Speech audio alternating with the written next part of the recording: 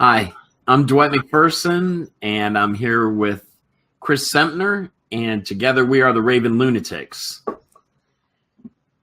I thought I'd start out the show by telling you a little bit about us, but say hi first, Chris. Hi, first. Nice. If you're watching this, you're watching our very first episode. This is episode 0. You'll see why after you watch it. I'm just kidding. But the reason why we wanted to do the Raven Lunatics was so that we could discuss our love for Edgar Allan Poe, and we could also, look at his influence in pop culture. So we are going to do that. And I'm a comic book writer and editor. I've had my work published at DC Comics and Image and IDW and several other places, like Self-Made Hero in England. I love comic books, and I've written several, and I'm really, really looking forward to doing this with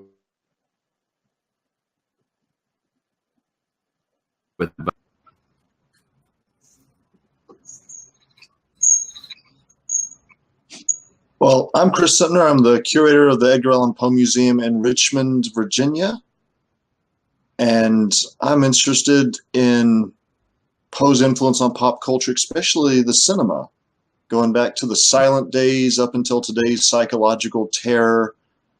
I've written several books about Edgar Allan Poe and also a visual artist. And Dwight approached me with this idea of doing a Poe podcast, and that morphed into doing a Poe YouTube show. And I thought it sounded like a great way to get the message about Poe out there, because at the museum, we're all about trying to find different ways to interpret Poe's life, different ways to show Poe's works, to share them with the public. And we also wanted to connect the Poe community. So there could be somebody in Chicago right now doing a Poe ballet. There could be somebody on the other end of the world doing a Poe movie right now, and we want these people to come together into one big dismal Poe community. And first met Dwight, gosh, it had to be about 2009. Yeah. So about 9 years ago. And we were doing an exhibit at the Library of Virginia called Poe, Man, Myth, or Monster. And I got the idea because there was this book in my middle school library that said it was titled Bigfoot, Man, Myth, or Monster. And I thought if anybody ever did a book about me, I'd want to have a title like that. So when we were putting together the perfect Poe exhibit, we thought that's a perfect show. And because that's the way we understand Poe. We think we know him. We've grown up reading his works. We've read them since we were in 7th or 8th grade. We've heard about his biography. We've seen movie versions of it. We've seen him on South Park and The Simpsons. But that's not the real Poe. We actually know the monster, which is that creation of pop culture, a caricature of the original figure. Right. And then there's the myth. And Poe was instrumental in creating the myth. So that's another layer. He spread rumors about how he'd fought in the Greek Wars of Independence and been captured in St. Petersburg, Russia. He delighted when people thought that he was capable of mind control and mesmerism.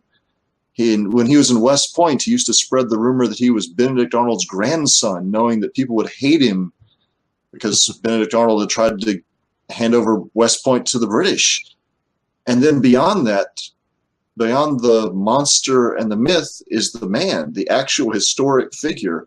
And we kind of have to strip away those layers of legend and rumor and myth making to try to come at who's the historical figure who walked the same streets that we walk today in Philadelphia, New York, Richmond, Baltimore. Who was that elusive figure who's been hiding from us all this time? So that's what the exhibit was about. And Dwight was in the modern section, the monster section, with some of the illustrations from his series. Is that The Surreal Adventures of Edgar Allan Poe? Yeah. Or the Surreal Voyage? It's the Surreal Adventures. It was the Surreal Adventures. Yeah.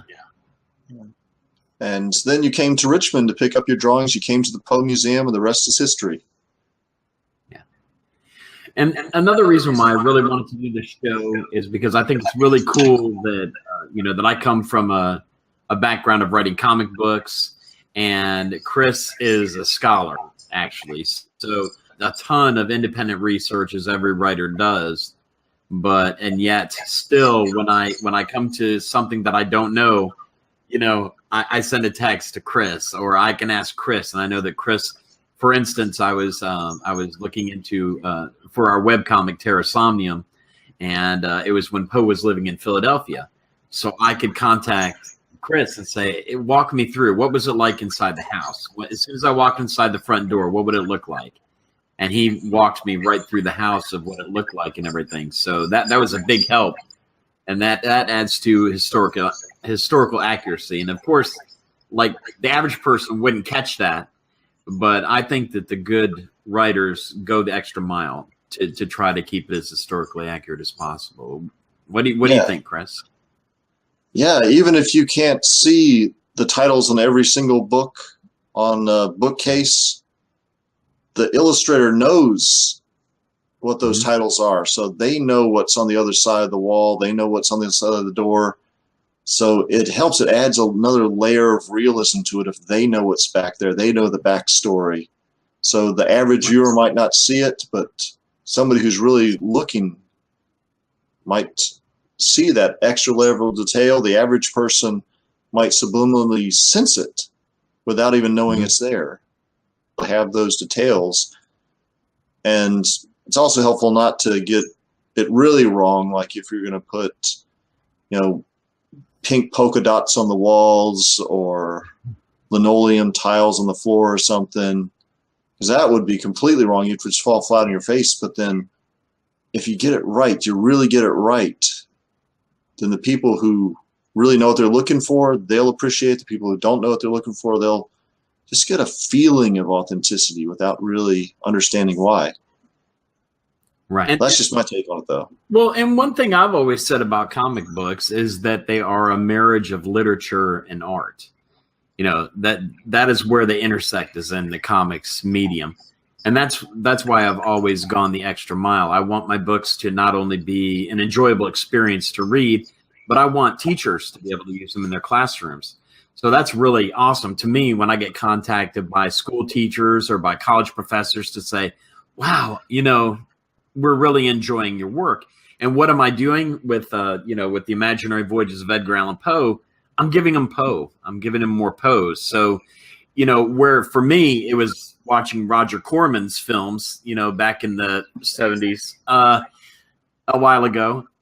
And that was where I first learned about Edgar Allan Poe, to actually finding him in the school library.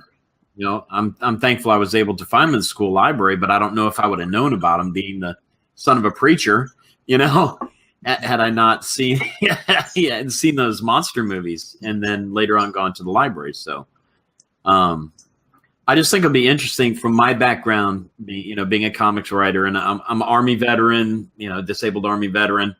I love research. And then we have Chris, who is actually, a Poe scholar and the curator of the Poe Museum. So I think it'll be really cool to see both and not to say Chris is not a creative, because you're a creative. I mean, you don't just write. I mean, you're also a painter as well. That's shown your work worldwide. So I think we can have a lot to offer. We can look at different movies. We can look at different stories. There's a lot that we can look at. I mean, Poe appears everywhere, as you said in your introduction. You can find. He's not hard to find in pop culture, and his influence is even easier to find, wouldn't you say? Oh yeah, everywhere you look.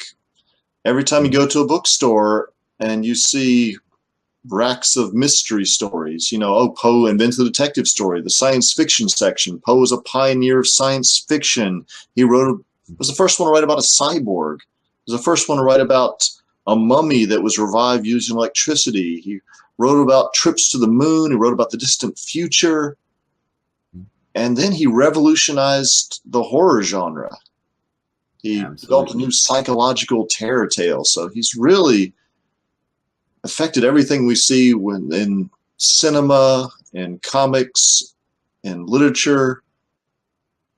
And he also fed into that late 19th century image of the mad poet. So he became a character that's been repeated over and over again, and a hero to countercultural figures and to later writers and musicians.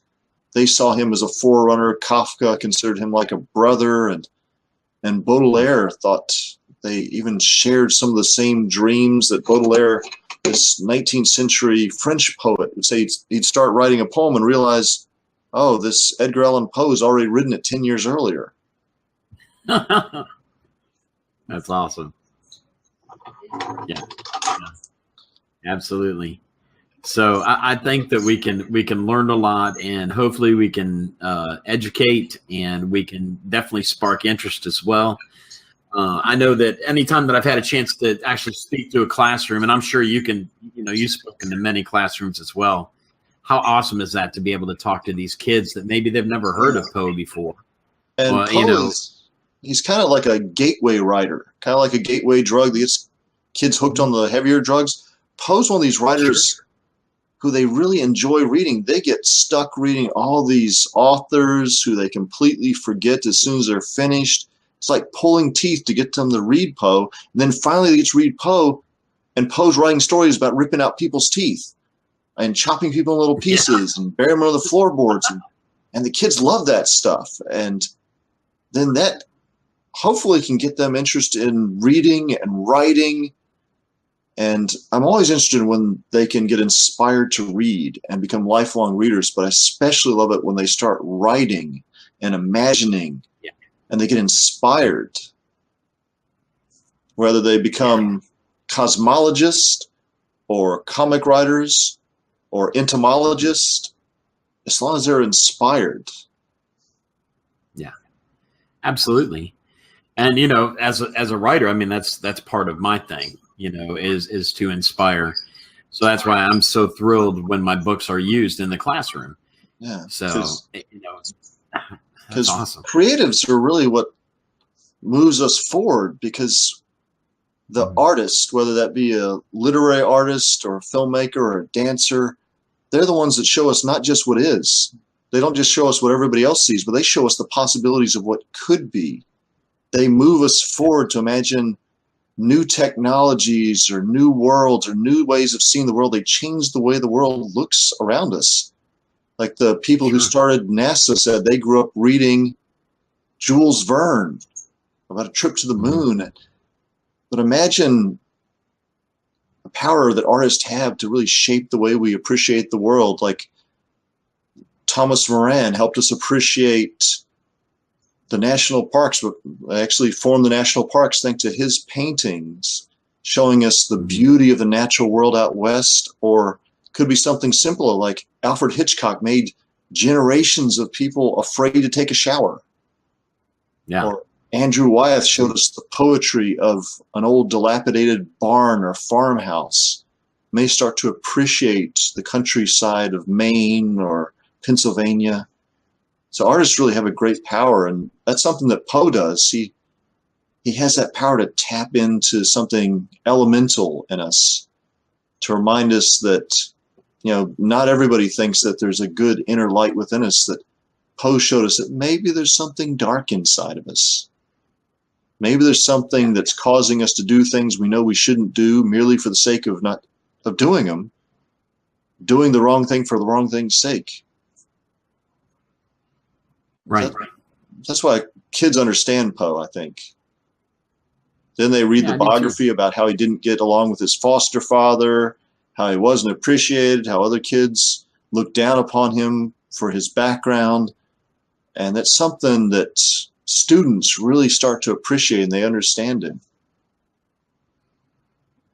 Yeah. I mean, that was my case. I mean, you just described me, of actually seeing the movies and being scared half to death as a little kid, to actually discovering his work and reading The Raven for the first inspired me. And of course, I liked all the creepy and eerie, magazines that they had at that time. Oh man, and how many times did you find Poe stories that were adapted in those magazines, or something that was a story that was very, very close to something that Poe had already written? Oh yeah, and then you see some element from a Poe story, like the trash compactor scene in Star Wars, and you think, absolutely. oh, the pendulum, the end of the story where the walls are closing on you, and how many different artists has he inspired since writing that story, and it got all the way down to a galaxy far, far away.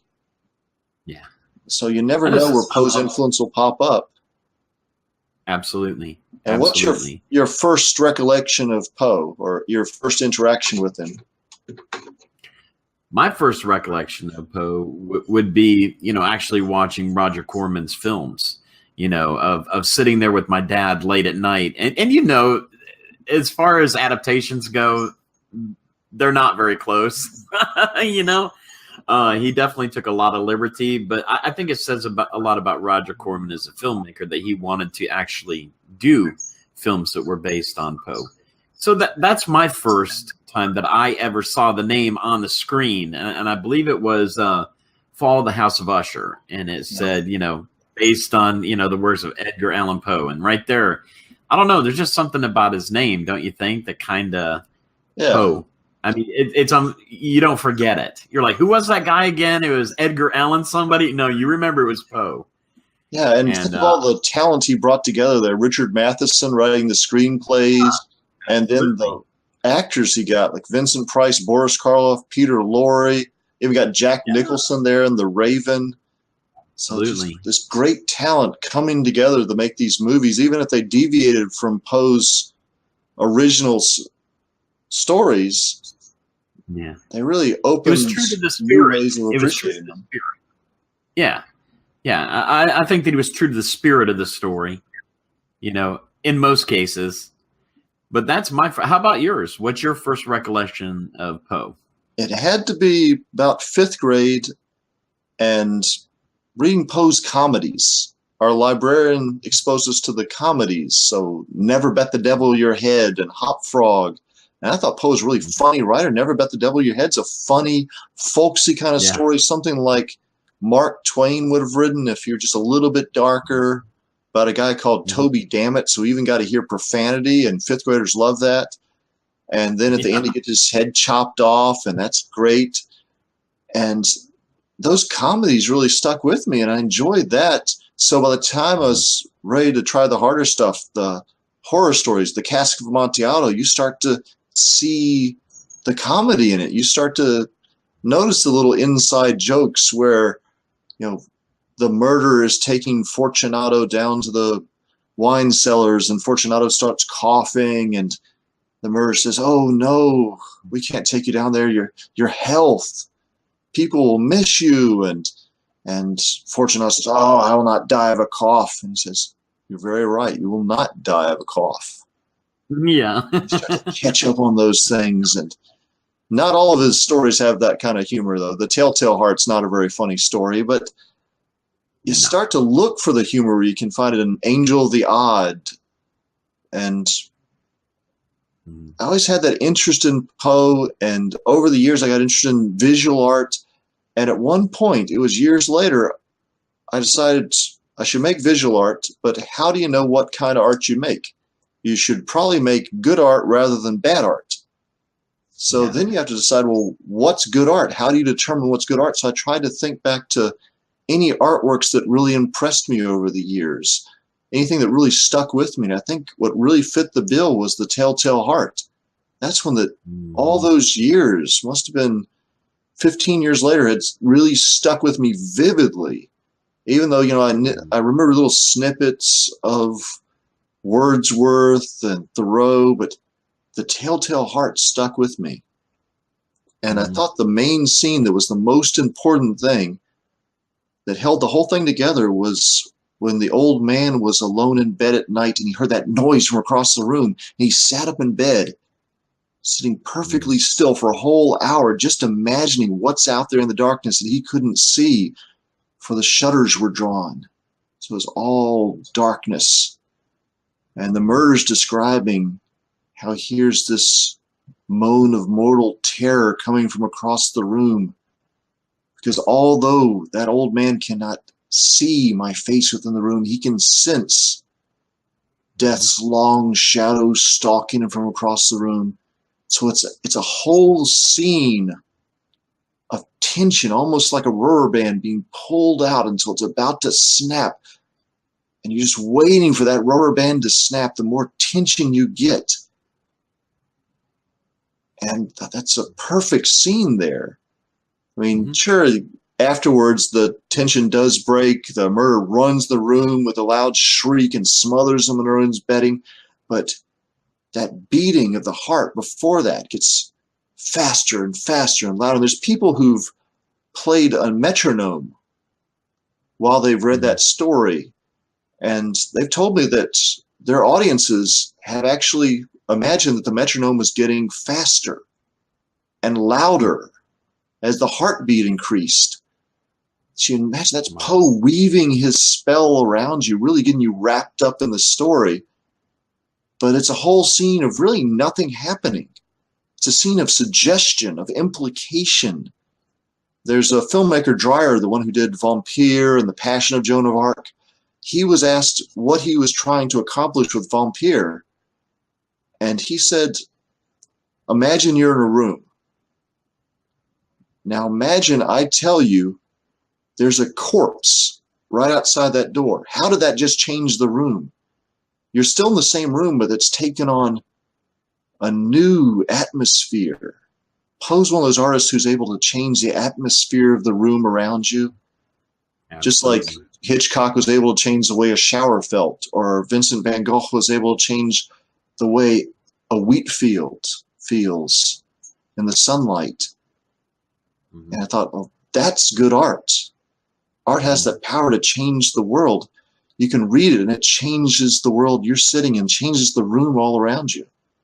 So I thought, that's the kind of pictures I need to paint. I need to figure out how to paint things that have that kind of implication, suggestion, that it's more important to suggest and imply, to build up that tension than it is just to go out and flat out show everybody everything up front. You want to build up the tension till it's about to burst. So that's what got me really interested in Poe early on. And then I found out that's what he's going for. That's what he's trying to do. He explained, he wrote an essay called The Philosophy of Composition about how he wrote The Raven. And he said the whole thing was about trying to achieve an emotional impact. So he constructed his stories and his poems like a mousetrap. It has to spring at just the right point. All the pieces have to fit together perfectly, but he's really playing with the reader's emotions. And I think that's what you see in the best horror movies, the best comedies. They know how to manipulate their audience. So I thought, wow, that's a real artist. Absolutely. And if you look at the different mediums also, you know, how you can actually do that. I'd say that comics is difficult to actually lead your audience where you're incorporating visual as well. You know, well, you still get that chance to build it up. It's a narrative thing. So you got that. Sure. Absolutely. And I think Alan Moore perfectly, you know, showed how to do that in the Swamp Thing series. His run on Swamp Thing was just, I don't know. Have you had a chance to read that? Read Alan Moore's Swamp Thing run? Oh, I read it years ago. Oh, man. I had some of the Swamp Thing comics, and I think I'd trade them all for a skateboard. It was a good skateboard, though. That's what kids do. They trade things. Yeah, I did that too. I used to trade my sisters. I'd say, I'll give you 2 of these. You know, I'd have like 2 pennies for that one, and it would be a quarter. So yeah, I know. I was good at getting you know, good value. But so I mean, I think you really nailed the next thing I was going to ask you about, and that's, you know, which of his works really impacted you the most. And I think you so eloquently, you know, described the telltale that you know, that had an effect on you. So how about you?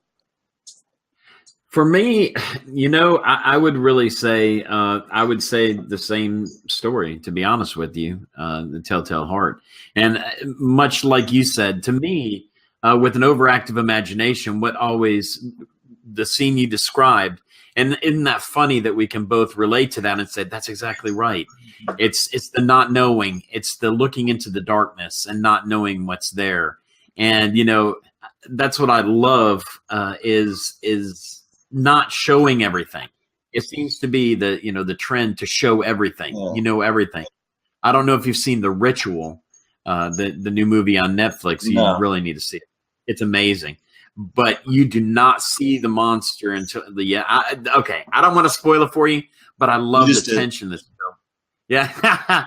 And I think that's why, Lovecraft as well, that I loved as well, because he definitely tried to, I don't think to the degree, definitely not, that the Poe achieved, but yeah, the Telltale Heart. And to me, I always saw something in the darkness when I was, at nighttime. I have an overactive imagination. I always have. So it's just the not knowing what's there or what could be there. And I think that what we imagine a lot of times is, we do see monsters in the dark that are not there.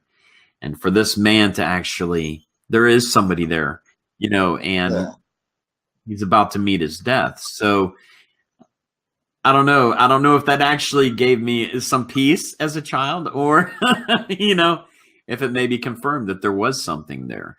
Oh, maybe it showed you that there's somebody who understood where you were coming from, that they'd maybe felt those same things.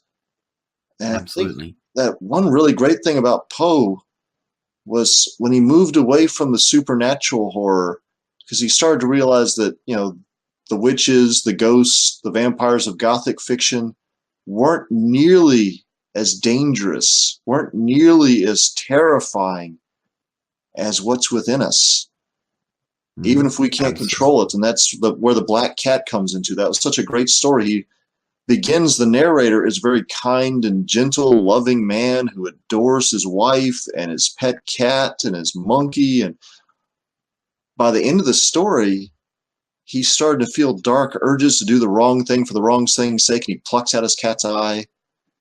And then it just goes downhill from there. Before you know it, he's chopped up his wife, he's bricked her up behind the wall in the basement, accidentally put the cat back there too. But Poe's showing how somebody who starts out seemingly normal can be overrun by forces they can't control from within themselves. That's what Alan Tate called the first great modern subject in literature, the disintegration of personality. And we can look in Hitchcock, and he's a great example of somebody who's inspired by Poe. He said that the reason he made suspense films is because he loved reading Poe's work so much. And Vertigo really looks like a Poe film. We see that man gradually descend into madness over the course of the show. He's got those themes of obsession and longing, and just all leads to destruction at the end. I think Poe would have liked Vertigo. Oh, yeah, absolutely. I think he would have liked Hitchcock, period, Man. So, we have a lot that we can discuss on this show. I think that's pretty clear. And we're definitely both passionate about the topic of Poe and his influence on pop culture. I'd love to see that he's in academia as well. That's wonderful. When you read some of the newspaper articles that were written about him during his time, and you're just like, a lot of the people that were so popular in the day, we don't even talk about them. We don't even know who, they're not remembered. So I think it's wonderful that you and I can come together, being friends, united by Poe, if you will, and actually discuss it with other people who have been affected by Poe's work. Not just in comics or in novels, but I would definitely like to have some artists and find different people from all different walks of life that we can discuss of how Poe has impacted their lives, as well as looking at popular culture, looking at movies, looking at video games even. There are several video games that have been influenced by Poe. So I think we have a broad field that we can discuss, and I think it'll be entertaining, and I think that people will learn something, hopefully, from you anyways. Oh, and from you, the possibilities are limitless, and we'll have some amazing guests. Absolutely. So hopefully 1 or 2 people will actually watch it. And with that, I mean, what better way to go out, right? So we thank you for tuning in to the Raven Lunatics. If you like what we've done here and you'd like to join us, subscribe to the channel, and we will see you in a couple weeks. Thanks for joining us, and thanks for Peter for putting this all together. Yes, Peter, you are the man. We will see you soon.